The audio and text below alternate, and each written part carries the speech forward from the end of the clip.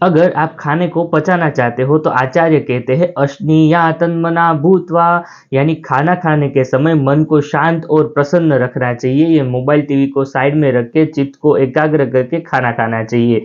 पूर्वे तु मधुर रसम, खाना खाने में सबसे पहले मधुर रस खाना चाहिए, क्योंकि हमें जब भूख लगी होती है तब हमारा फायर एलिमेंट और एंजाइम बहुत ठीक से काम करते हैं, तब हैवी फूड अच्छी तरह से डाइजेस्ट हो जाता है और मधुर रस हैवी टू डाइजेस्ट होता है। मध्य तो अम्ल लवण, यानी कि बीच में सब्जी वाला नमकीन, खट्टा या स्पाइसी खाना खाना चाहिए। पश्चात कटु तिक्त कषायकान, खाने के अंत में तीखा खाना खाना चाहिए, जैसे कि मट्ठे और छाछ में मिर्च डालकर पीना चाहिए, जिससे आपका खाना पच जाएगा और पचने के बाद जो रस बनता है वो आपके शरीर को ताकत देगा।